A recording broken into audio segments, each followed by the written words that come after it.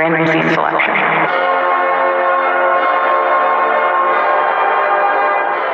Over the next week, hundreds of thousands of anti-Deaners would be apprehended and sent to correctional facilities around the United States. These facilities, meant for the anti-American, were aptly located near or at national monuments in order to symbolize a return to American virtues.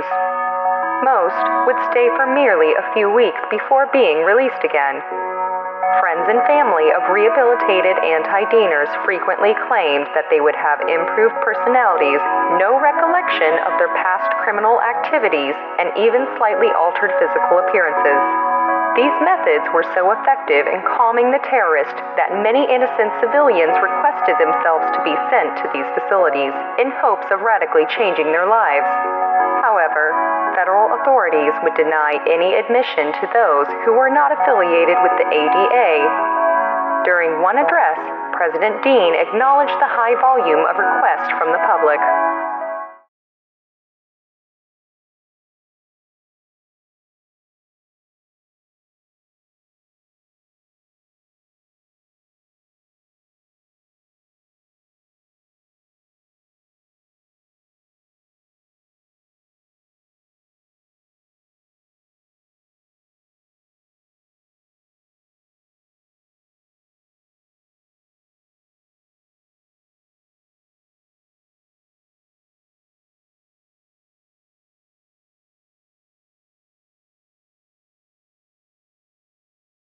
Recognition. Shame on us. Shame on us. Shame on us. Recognition. Recognition. Even for just a little bit. Even for just a little bit. Even for just a little bit. Recognition.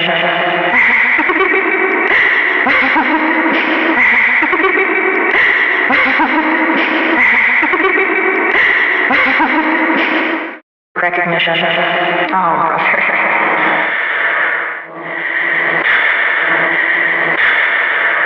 Oh, brother. Recognition. Realizations just don't stick when you are a perpetual existential goldfish. Realizations just don't stick when you are a perpetual existential goldfish. Realizations just don't stick when you are a perpetual existential goldfish.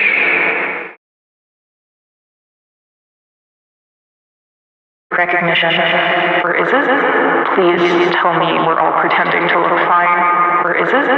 Please tell me we're all pretending to look fine. Or is it?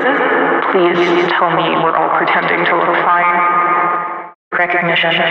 Whatever was given to you is not widespread in the human population. Whatever was given to you is not widespread in the human population. Whatever was given to you is not widespread in the human population. Recognition. They don't talk about them, they reference them or joke about them. They don't talk about them, they reference them or joke about them. They don't talk about them, they reference them or joke about them. Recognition. Please. Please. Please. Please. Please. Please.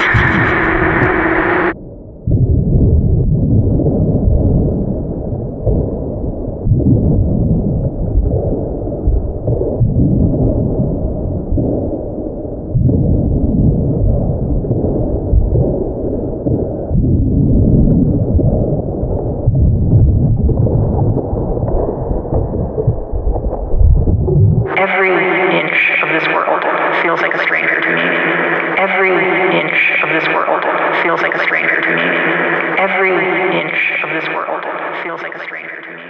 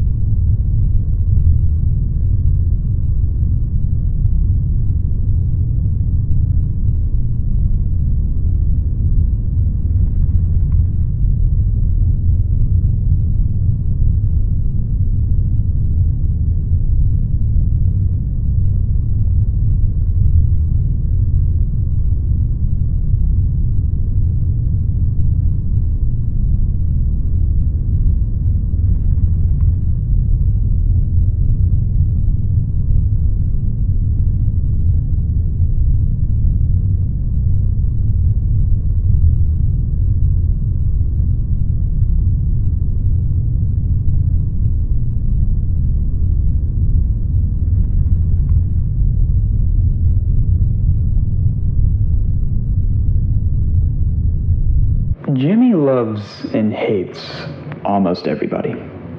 Everyone knows that on some level, but nobody wants to believe they're one of the hated. When I knew him, he was very honest. He'd let you know when he didn't like you in one devastating, sharp sting. A jab. Then there'd be some time apart before he'd be back with loads of sorrow and regret and lots of love. We all took it then, and I think people take it now. The country does. He needs all of us, and we need that love that bookends his stings. Some people have the self-respect to walk away and stay out of harm's way. But Jimmy's a riptide. When you're in it, it feels so good to just float and let the water carry you. But it feels like the more you swim, the further you're sent back. The self-respected swim to the side, but back then, we stayed in his waters. He looks very different and good on TV, but I knew Jimmy deeply.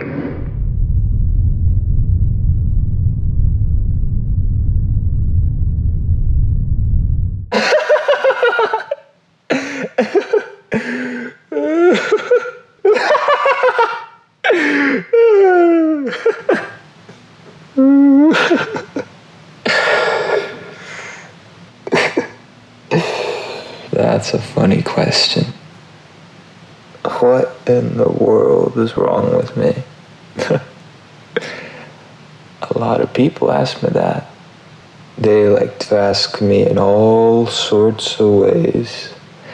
In public, at the store, on set, even in bed. It always ends the same. Jimmy, you should see somebody, really. I had 3 separate therapists, actually.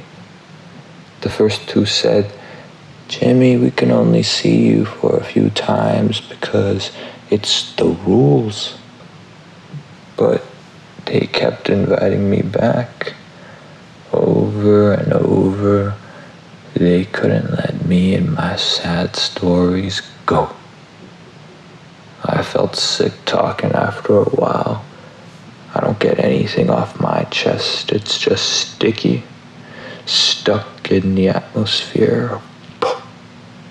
It's who I am. How the hell am I gonna get who I am off my chest? I'm a meteor, honey. Meteor of emotion, and I love the thrills. The third one tried to put a diagnosis on me. Maybe, just maybe I'll tell you later. But for now, I have some bills to sign.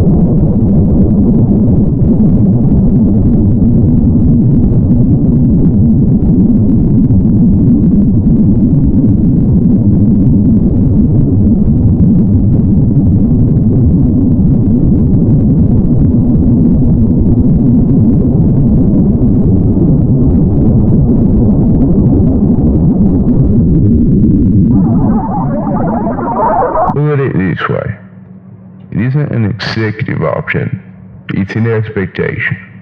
Every president is assumed to fill the Lincoln Looker positions.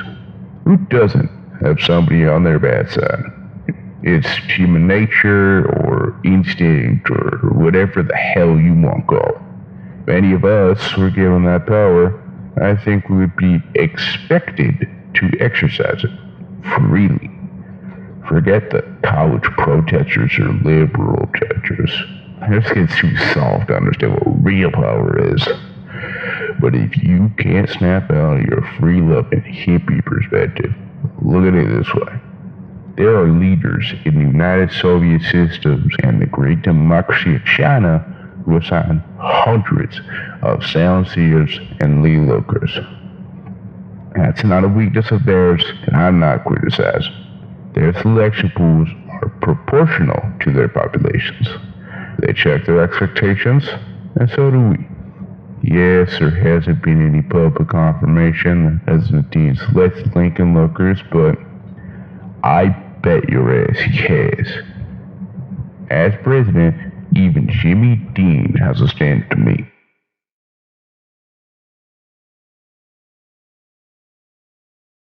I visited the Soviet systems once.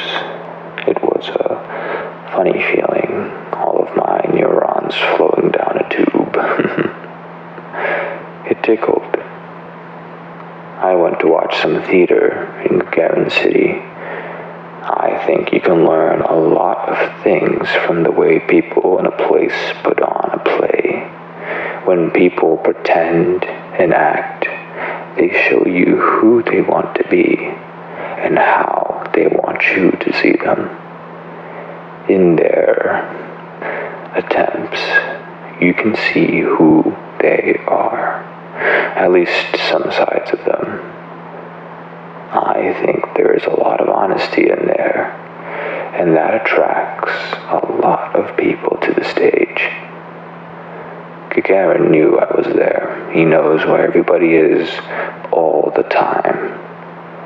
I thought everyone would know who I was and where I was at any point, but turns out they are just like people in life.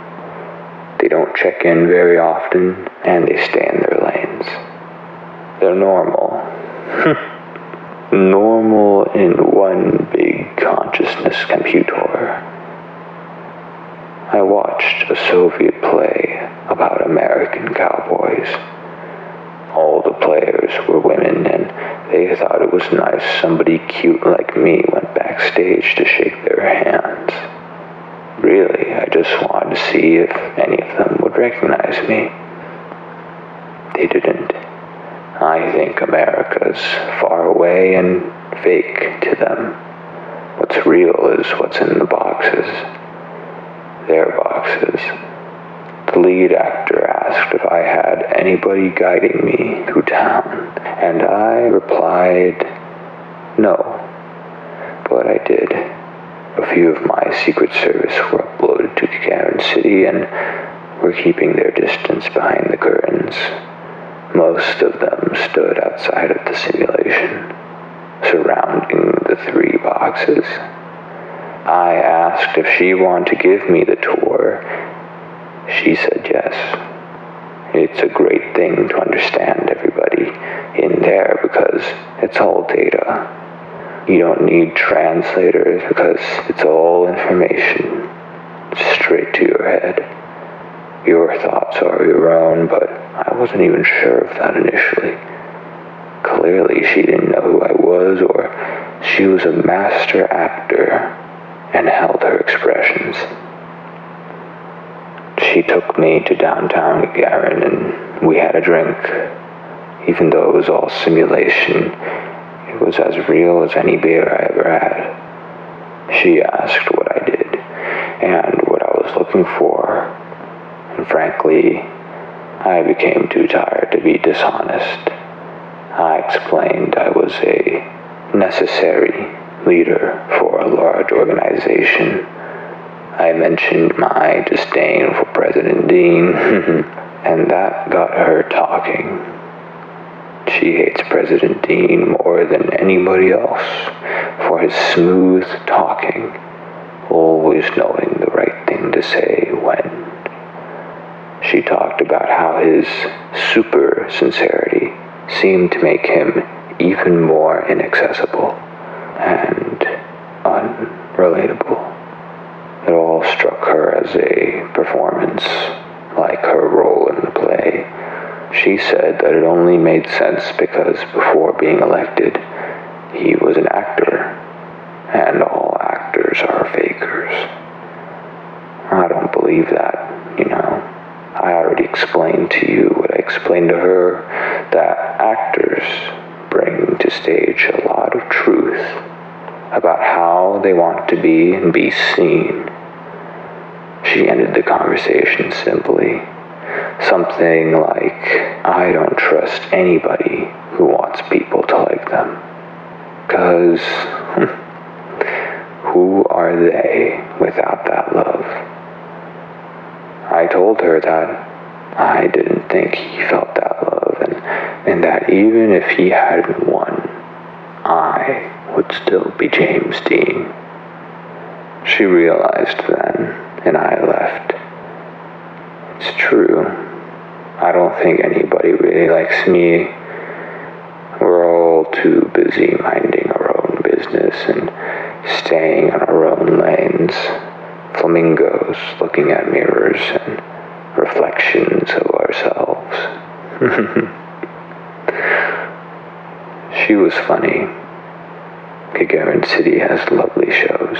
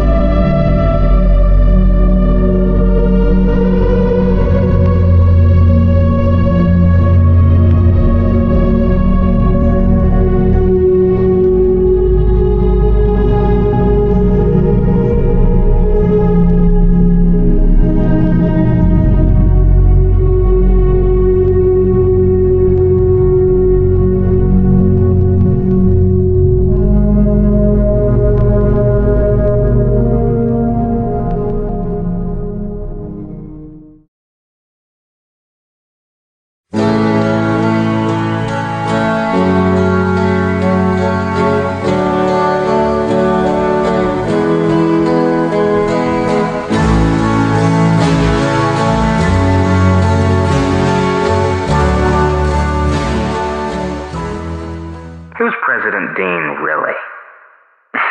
I mean, try to pull back the layers, if you can. The mythology around him is so diverse, so layered, that it's impossible for any American civilian to get a read on him. At this point, he's as symbolic as the American flag. I mean, just try to predict which way it'll blow and ripple during a storm. Just try to predict which way it's gonna blow. You can try to isolate behavior, and you can try to extract the core beliefs, but there's always a bureaucracy. We breathe bureaucracy. There's even bureaucracy within us. Sides that agree and disagree and pass the message along for further approval. I suspect it's the same with him. But this idea only makes him harder to access. And I met this guy, you know? Even in the flesh. President Dean is an abstraction.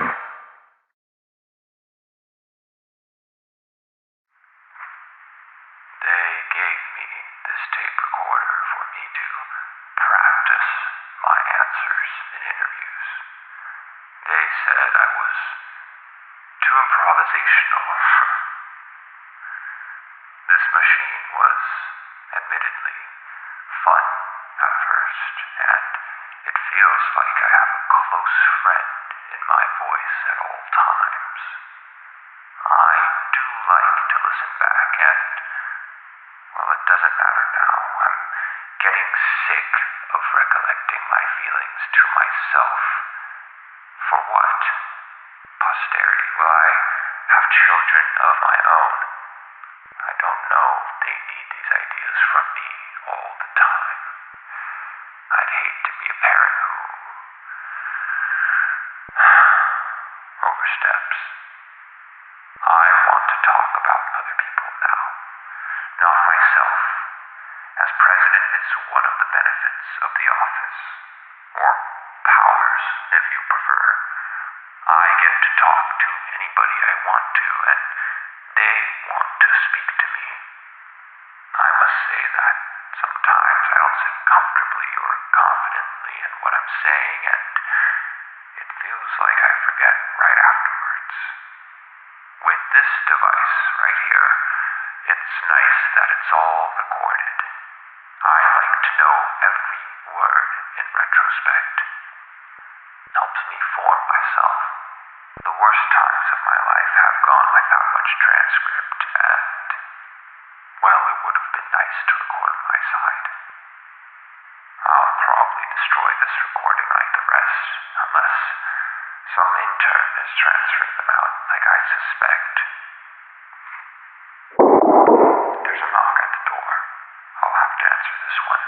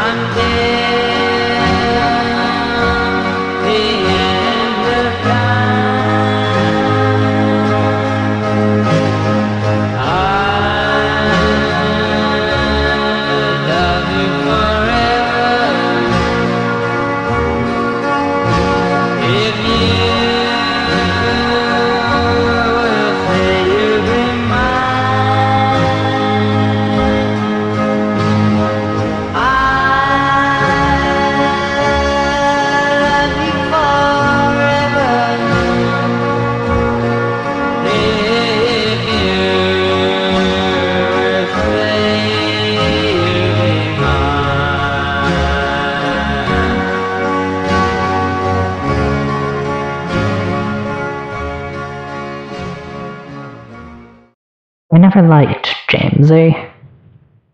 I thought he'd pick me, you know? I even bought tests to see if I fit all the criteria. I do, but I didn't need the test to know that. We were young, Angry, passionate. I think we hated each other more than anybody else on the planet. You know, that's what brought us together in the beginning. Maybe through the whole thing. That fury within us both. If we were twin flames, then we were dueling wildfires sweeping coast to coast. Nothing could survive us but us. Being a Lincoln looker would have made me feel closer to Jamesy. But he never reached out. Or the Secret Service, or whoever the hell sends the notice. I should be glad, but no. I should be glad. Jamesy and I hated each other.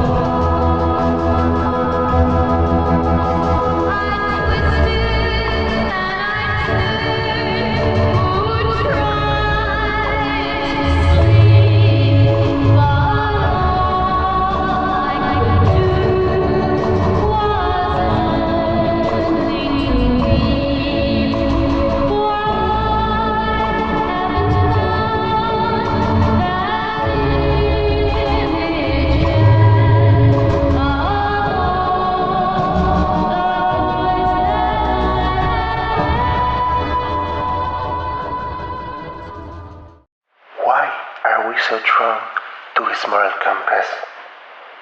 It's as though it magnetizes us in whatever direction he sets it. The ones who love him think of him always, and the ones who hate him think of him always. We weigh his choices like hearts in some Egyptian afterlife. Why do we place so little weight on the decisions of other presidents? Why do we pull our full attention to the slightest of these actions? From the clothes he wears, to the way he spends his day, to the friends he associates with. All these subjects would be inappropriate if considered of any other figure like, say, Richard Nixon. Unless you find Nixon interesting. Personally, I do. I think Nixon is as interesting as Tim.